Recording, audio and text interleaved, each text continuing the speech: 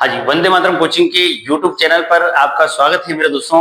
जो बात चल रही है मैथ्स में पटवार से संबंधित, उसमें जो है साधारण ब्याज का जो है हमने फर्स्ट पार्ट और सेकंड पार्ट, दो पार्ट जो है हमने ले लिए हैं।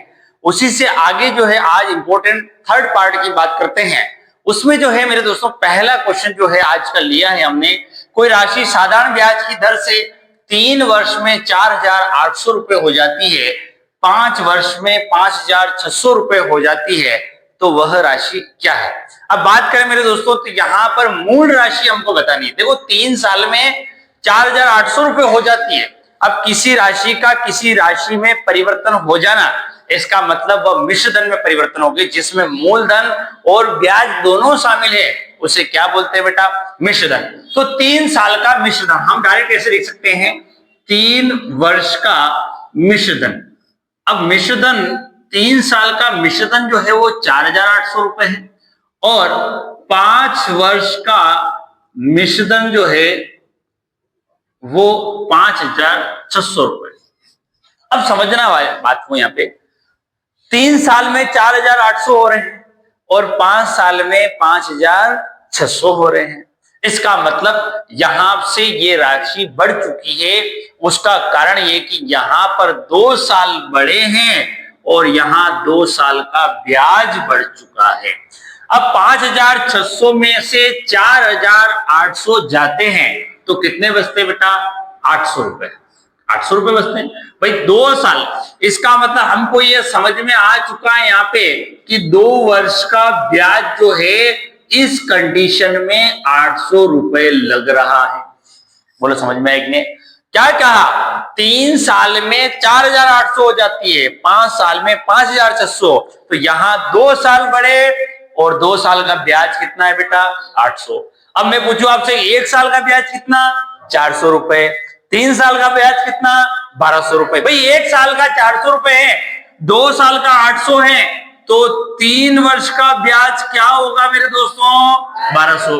और मैंने ये क्यों निकाला 1,200, क्योंकि 3 साल का मिश्रधन पहले दे रखा है हमको 4,800, और मिश्रधन किसे कहते हैं, जिसमें मूल राशि और ब्याज दोनों शामिल है, उसको हम क्या बोलते हैं बेटा, मिश्रधन। तो यहां पर समझने वाली बात है, 3 साल का मिश्रधन में ये ब्याज जो है हमारा वो 1,200 रुपए है। अब यहां 4,800 में से मैं 1,200 रुपए 3 साल का ब्याज घटा दूंगा तो मेरी मूल पूंजी कितनी निकल के आ जाएगी, 3,600 रुपए निकल के आ जाएगी।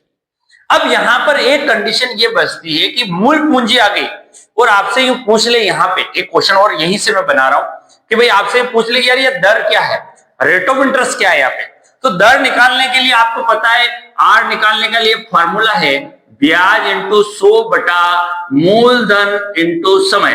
अब ब्याज आप 1 साल का लोगे तो 400 लोगे, 2 साल का लोगे तो 800 लोगे और 3 साल का लोगे तो 1,200 लोगे। क्यों, क्योंकि हमको यहाँ पे दिया गया है भाई ब्याज जो है मैं 2 साल का लेता हूं 800 इंटू 100, मूल राशि मेरी 3,600 है, ये जो मैंने निकाला 2 साल का लिया 800, इसलिए मैंने 2 लिखा, समय 2 लिख दिया। बोलो समझ में आए। अब काटूंगा, देखो यहां समझ रहे 2 जीरो से 2 जीरो, यहां पर 2 चौके 8, 400 हो गया, ठीक है। 4 के टेबल से कट रहा है, 4 नीम 36, 4 एकम 4 और ये 0 100 बटा 9, 11 सही 1 बटा 9 करीबन प्रतिशत जो है ये आएगा। अब वो उसने नहीं पूछा है, लेकिन कभी पूछ लिया जाए तो कंडीशन क्या बने कि यार मूलधन के साथ दर भी पूछ ले, ये कंडीशन बचती है। लेकिन हमारा जो आंसर है वो यहाँ पर 3,600 रुपए जो है वो मूल पूंजी है। क्वेश्चन जो है हम लेंगे यहाँ पे, कोई राशि साधारण ब्याज की दर से 3 साल में 1,600 रुपए और 4 वर्ष में 1,800 रुपए हो जाती है, तो साधारण ब्याज की दर बताइए। यहां मूल राशि के साथ हमको दर भी ज्ञात करनी है। तो मेरे दोस्तों पहले बात करते 3 वर्ष का मिश्रधन। 3 वर्ष का मिश्रधन जो है वो 1,600 रुपए और 4 वर्ष का मिश्रधन जो है वो 1,800 रुपए। इसका मतलब यहां समझने वाली बात है, यहां 1 वर्ष की जैसे बढ़ोतरी हुई, यहां पे 200 रुपए की बढ़ोतरी हो गई। इसका मतलब हमको ये पता चल गया बेटा कि 1 साल का ब्याज कितना, 200 रुपए। जब 1 साल का 200 रुपए ब्याज है तो 2 साल का 400 रुपए, और 3 साल का ब्याज कितना आएगा बेटा 600 रुपए। अब 3 साल का ब्याज जो है 600 रुपए पहले से वो लेके बैठा है जो मिश्रधन है, क्योंकि मिश्रधन में मूल राशि और ब्याज दोनों शामिल होते हैं। अगर मैं इस 1600 में से 3 साल का ब्याज घटा दूं, क्यों? क्योंकि इसका 3 वर्ष का मिश्रधन दे रखा है। अब 3 साल का ब्याज घटाऊंगा तो मूल पूंजी कितनी निकल के आगे मेरी 1000 रुपए निकल के आगे। लेकिन यहां पर मुझे दर भी ज्ञात करना। दर का फार्मूला होता है ब्याज इंटू 100 बटा मूलधन इंटू समय।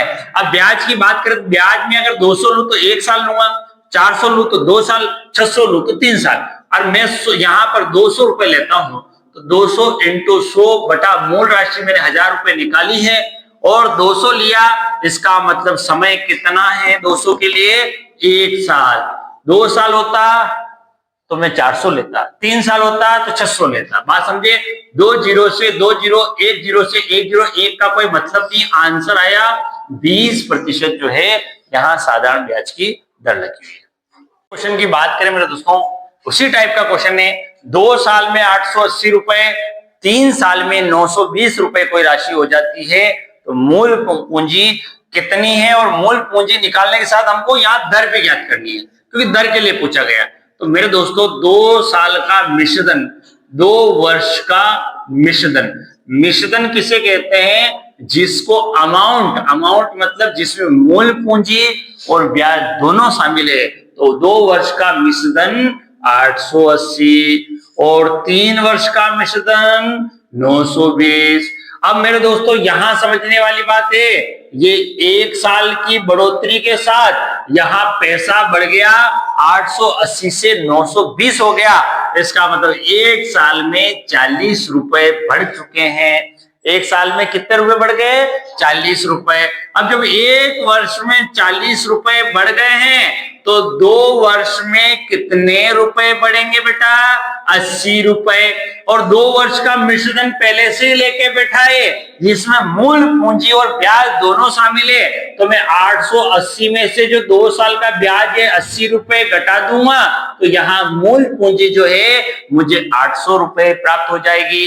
लेकिन मुझे यहाँ दर भी ज्ञात करने के लिए कहा, और दर का फार्मूला होता है मेरे दोस्तों ब्याज इंटू 100। ब्याज 40 लूंगा 1 वर्ष लूंगा, 80 लूंगा तो 2 साल लूंगा, 120 लूं तो 3 साल, 160 लूं तो 4 साल। उससे कोई फर्क नहीं पड़ता, आप कोई भी ले सकते हो। ब्याज में 40 ले रहा हूं इंटू 100 बटा मूल राशि मेरी 800 है, 40 के साथ मुझे समय 1 साल लेना पड़ेगा। बोलो समझ में आएगी नहीं? 2 जीरो से 2 जीरो, 8 पंजो 40। इसका मतलब इसका आंसर कितना आया? 5% जो है यहाँ रेट ऑफ इंटरेस्ट। बड़े इंपॉर्टेंट क्वेश्चन जो है वापिस आपके सामने है। कोई राशि समान दर व समान समय पे उधार दी जाती है, यदि साधारण ब्याज मूलधन का 4/9 हो जाता है, साधारण ब्याज की दर बताइए। अब मेरे दोस्तों यहाँ पे ना तो कुछ मूलधन दे रखा है, आपको दर निकालनी है, तो ब्याज दे रखा ना मूलधन दे रखा ना कुछ भी नहीं दे रखा है। लेकिन उसने क्या कहा? मूलधन का 4/9 हो जाता है, ब्याज जो है मूलधन का 4/9 हो जाता है। इसका मतलब मैं ही सोचता हूं कि यार मेरे पास मूलधन जो है वो x रुपया है। कितना बेटा? x। ये x से तो ये कितना हो जाएगा ब्याज? 4x/9, क्योंकि इसका 4 गुना हो जाए 4x, इसका x और ये 4x/9 हो जाता है ब्याज।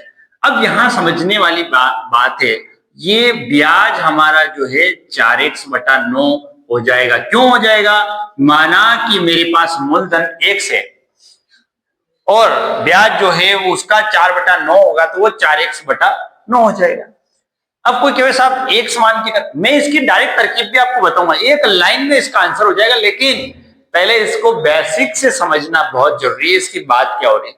फिर उसके बाद में एक लाइन में ही इसका आंसर आपको निकाल के बता दूंगा ट्रिक से। लेकिन पहले बेसिक समझेंगे। देखो ऐसा ही साधारण ब्याज का फॉर्मूला होता है P into T into R upon 100। इसका मतलब होता है मूलधन गुणित समय गुणित दर बटा 100। अब साधारण ब्याज हमको दे रखा है 4x/9 और P मूलधन हमारे को x मानना है, और उसने क्या कहा? समान दर व समान समय। इसका मतलब मैं दर को R मानता हूं और समय को भी R मानता हूं। क्यों? क्योंकि उसने क्या कहा? समान दर समान समय। तो जो दर के लिए मैंने R माना वही समय के लिए मैंने R मान लिया, बटा क्या कर दो बेटा? 100। अब क्रॉस मल्टीप्लिकेशन करेंगे तो ये एक से एक कट जाएगा और यहां पर देखो 9 का गुणा आर से होगा 9r², आर का गुणा आर से होगा तो यहां पर कितना निकल के आ जाएगा मेरे दोस्तों r², और 4 का गुणा 100 से होगा तो 400 हो जाएगा। अब यहां पर मेरे दोस्तों r² = 400/9, और यहां समझने वाली बात है अंडर रूट में जाएगा स्क्वायर हटेगा 400/9, और 400 किसका होता है 20 और 9 किसका होता है 3, इसको 20/3 को डिवाइडेशन करेंगे तो 20 में 3 का भाग लगा 3 × 18, 2 बचा, आंसर आया 6 सही 2/3% जो है वो दर निकल के आ गई। अब कोई कहे साहब बड़ी लेंथी विधि है तो भाई समझ में नहीं आएगा यहाँ पे तो एक्स मान की गणना। अरे भाई बिल्कुल सिंपल था, आपको दर बतानी थी, लेकिन ब्याज का फॉर्मूला तो आता है ब्याज मूलधन इंटू समय इंटू दर बटा 100। मैंने क्या किया मूलधन x माना, मूलधन की जगह x ही रखा। उसने कहा समान दर और समान समय, तो दर मैंने r मानी, समय भी r मान लिया, बटा 100 कर दिया। अब क्रॉस मल्टीप्लिकेशन करके मैंने ये आंसर निकाल के आया। लेकिन दिक्कत ये है कि कंपटीशन में समय कम मिलता है, तो मैं आपको एक डायरेक्ट तरकीब बताता हूं कि यदि समान दर व समान समय कभी आपसे पूछ ले और ये पूछ ले कि दर निकालो, तो इसका डायरेक्ट फॉर्मूला है मेरे दोस्तों ब्याज इंटू 100, ब्याज इंटू 100। ब्याज दे रखा है कितना 4/9 गुना हो जाता है ब्याज, तो अंडर रूट में 4/9 इंटू 100 ये हो गया 400/9। 400 किसका होता है 20/3, आंसर वही 6/2। देखो अपने को ये जो काम है ना ये यहां आके करना पड़ा, यहां आके 400/9 आया, जबकि ये काम पहले से हमने इसमें डायरेक्ट कर लिया। बोलो समझ में, ब्याज इंटू 100, ब्याज 4/9 इंटू 100 फॉर्मूले से किया, फॉर्मूले यहां लगाना ही था। यहां पे स्टार्टिंग में ये ध्यान रखना कि अंडर रूट ब्याज इंटू 100 से ही ये आंसर निकलेगा। अगला क्वेश्चन जो है उसी टाइप का है, कोई राशि समान दर व समान समय पे उधार दी जाती है, यदि साधारण ब्याज मूलधन का 9/25 गुना हो जाता है तो साधारण ब्याज की दर बताओ। तो यहां हम देखो बेसिक विधि से तो हमने पहले क्वेश्चन कर लिया है, लेकिन इसको हम ट्रिक से करने का ही प्रयास करेंगे। दर निकालनी हो कब, जब समान दर व समान समय पर की बात हो, तो उसके लिए फार्मूला क्या लगाएंगे, दर इक्वल टू ब्याज इंटू 100, और ये अंडर रूट में जाएगा। ब्याज कितना दे रखा बेटा 9/25 गुना इंटू 100 कर देंगे, ये हो जाएगा 900/25 हो जाएगा। बात समझे, 900 किसका स्क्वायर होता है बेटा 30 का होता है, 30 लिख दिया, और 25 किसका होता है 5 का, तो 5 × 30, इसका आंसर कितना निकल के आ गया मेरे दोस्तों 6% जो है यहाँ डायरेक्ट आंसर निकल के आ गया। हाँ जी, यहां पर बात की जाए अगले क्वेश्चन की, किस राशि पर 6% वार्षिक दर से 3 वर्षों व 4 वर्षों में प्राप्त ब्याजों का अंतर 150 रुपए है, तो वह राशि क्या है। अब समझने वाली बात यह है मेरे दोस्तों कि यहाँ 6% दर दे रखी है और समय जो है हमारे को 3 साल और 4 वर्ष दे रखा है, तो यहां मेरे दोस्तों मूल राशि ज्ञात करनी है, और मूलधन का हमारे पास फॉर्मूला है कि मूलधन इज इक्वल टू ब्याज इंटू 100 बटा समय इंटू दर। इस फॉर्मूले से निकालें, लेकिन यहां ब्याज का अंतर दे रखा है, तो जो ब्याज का अंतर 150 रुपए है वो समय के अंतर के बराबर है, इसका मतलब 1 के बराबर है। भाई समय 4 वर्ष और 3 वर्ष है, दोनों का डिफरेंस कितना 1 साल, और 1 साल के लिए जो डिफरेंस है ब्याज का वो कितना है 150 रुपया आ गया। अब समझने वाली बात है ब्याज इंटू 100, अब ब्याज कितना है बेटा यहाँ पर 150, और मूल समय जो है हम कितना साल लेंगे 1 साल, दर हमको 6 दे रखी है, 6 को काटा 15, 150 से 25 बार, 25 इंटू 100 कितना आंसर आ गया बेटा 2500 रुपए जो है यहाँ मूल पूंजी आ गई।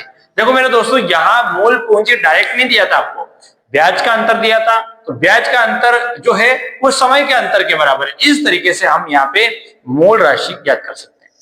अगले क्वेश्चन की बात की जाए मेरे दोस्तों, कोई राशि 5 वर्ष के लिए उधार दी जाती है, यदि साधारण ब्याज की दर 3% अधिक होती है तो मूल राशि क्या है।